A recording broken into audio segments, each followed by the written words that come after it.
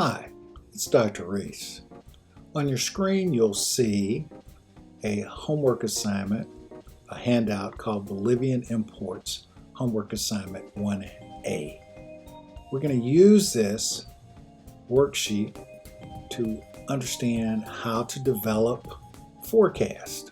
Previously, we talked about capital budgeting, various kinds of capital budgeting techniques, where we evaluated the feasibility of projects using various kinds of capital budgeting techniques like net present value, internal rate of return, payback method, average accounting rate of return, and the profitability index. All of those methods of capital budgeting require some sort of forecast of revenues, income, cash in, and cash out. So, an important element of capital budgeting is developing forecasts. This exercise will help you understand how to create an integrated forecast. When we say we're going to create an integrated forecast, what we mean is that we start with the opening balance sheet.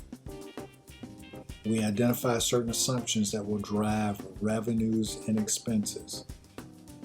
That then informs the income statement. It also will inform the cash flow statement, which tracks what cash has come into the firm and what cash comes out of the firm. This is a good time for me to remind you that income statements track revenues and expenses, and cash flow statements track cash in and cash out. These two things are not exactly the same thing. You can think of an income statement as kind of a recipe.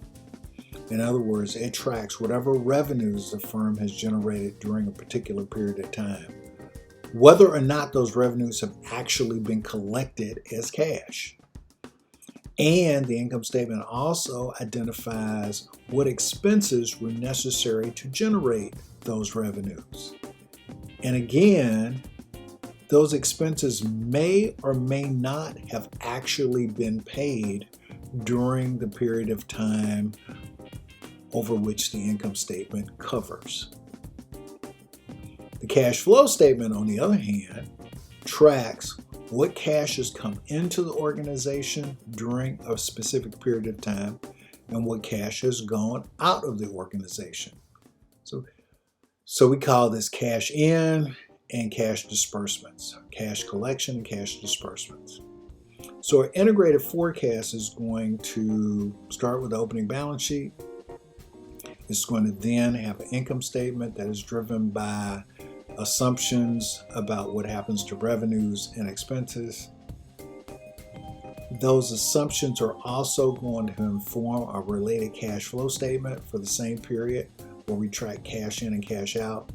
And then finally, that's going to end with a closing balance sheet.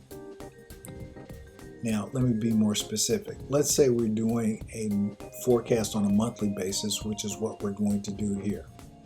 We're going to start with the opening balance sheet for January 1. We're going to generate an income statement for the month of January. We're going to generate a cash flow statement for the month of January. And then we're going to create a closing balance sheet for the last day of January, which is the same thing as the opening balance sheet for the first day of February. Now, in particular, like I said, we're going to, in this exercise, generate a forecast of revenues, expenses, cash in and cash out, and balance sheets for Bolivian Imports on a monthly basis for its first year of operations. Now, before I get any further into this, let me give you all a little bit of background. Here's the background on this case study. While traveling in Bolivia, Kay Harrison discovered a low-cost, high-quality, hand-operated coffee bean grinder that was used in homes throughout the country to grind coffee beans. Further investigation revealed that these grinders could be imported to the U.S. at a total cost of $3.75 each. When we say the total cost of the grinders will be $3.75, we mean this is the landed cost. Now, what do we mean by the landed cost?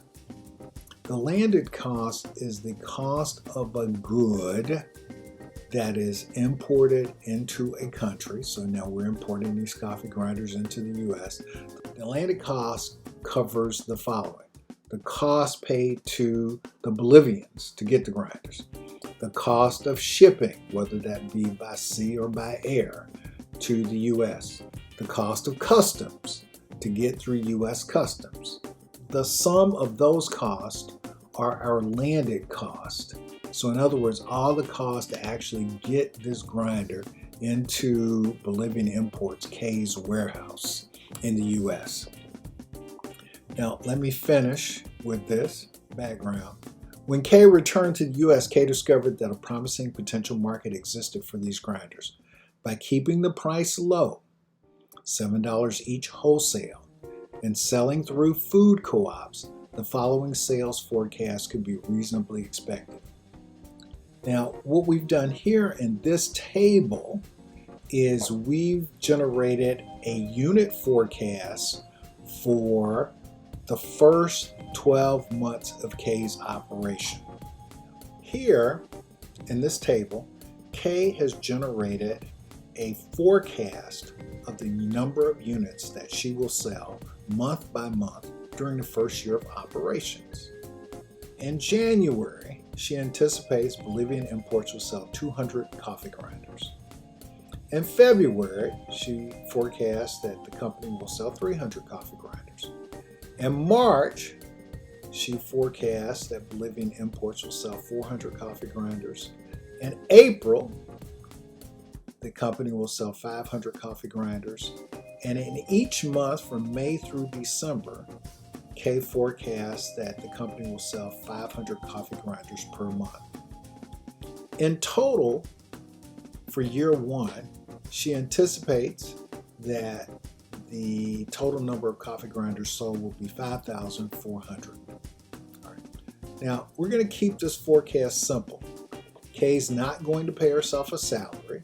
During this first year of operations, her only other expense will be $300 for office/warehouse space. So she's going to pay a rent of $300 for an office/warehouse space. She's not going to pay herself a salary.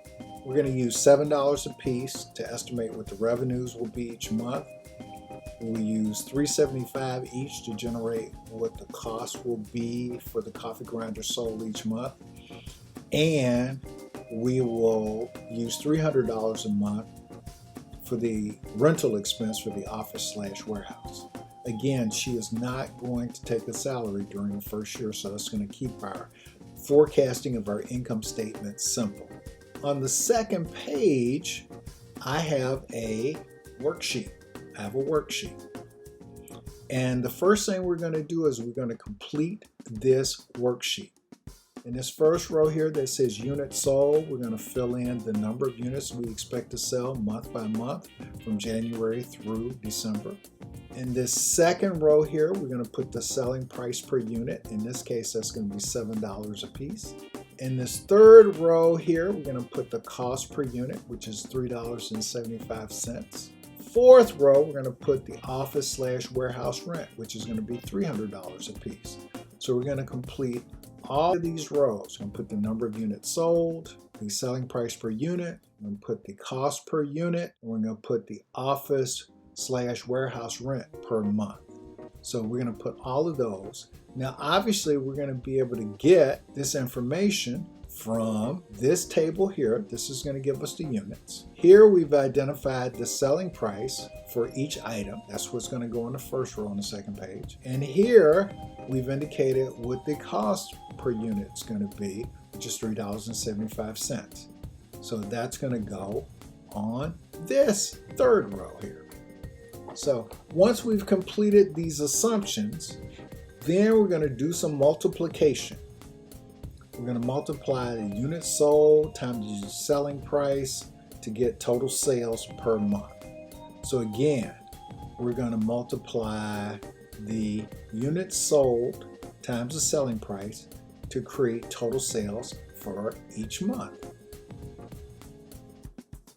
If we have captured the information correctly from this worksheet, our assumptions worksheet should look like this.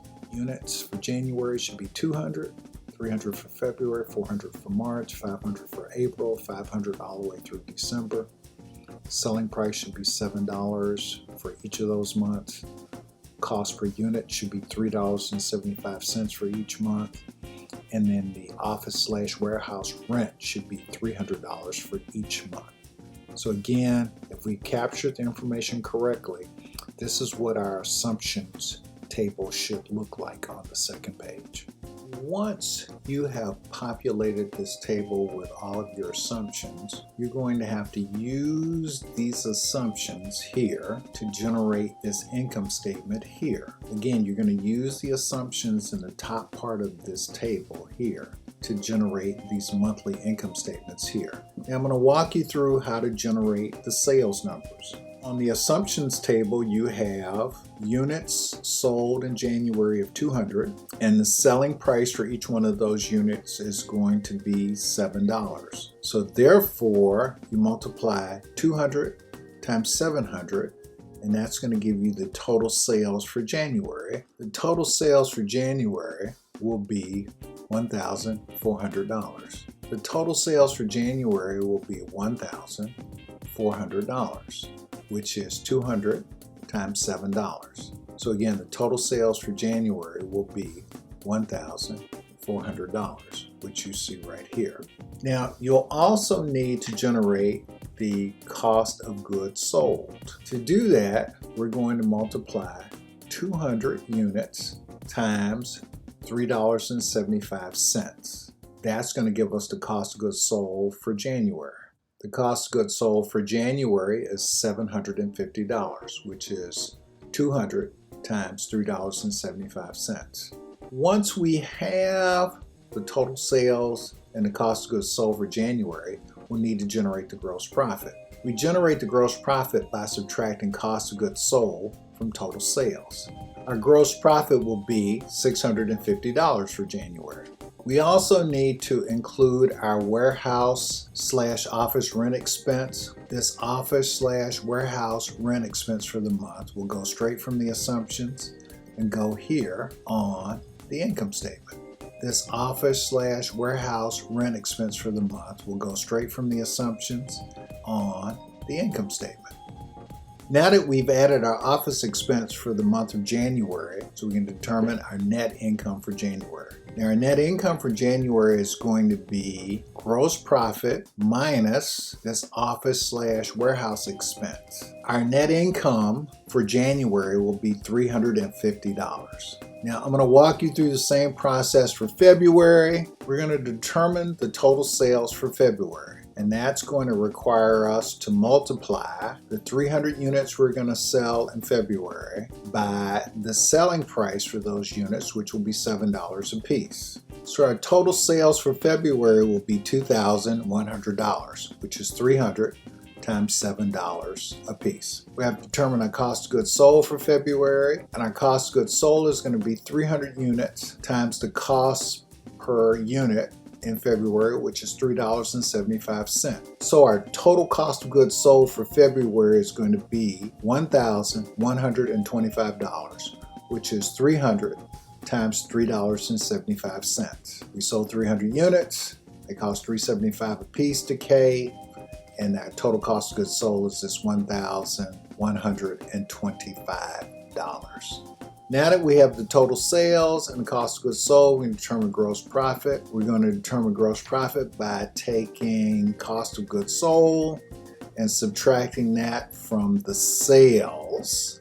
Our gross profit for February is going to be $975, which is $2,100 minus $1,125. So that leaves us a gross profit for February of $975. Our office expense for February is going to be $300, just as it was in January. Now that we have our office expense for February, we can determine the net income for February. So our net income for February will be $675. Again, we determine that net income by taking the gross profit for February of $975, and we subtract from that the $300 of office warehouse expense for the month of February, and that leaves us a net income for February of $675. You need to follow this process on the rest of the worksheet to determine what the income statement is going to be month by month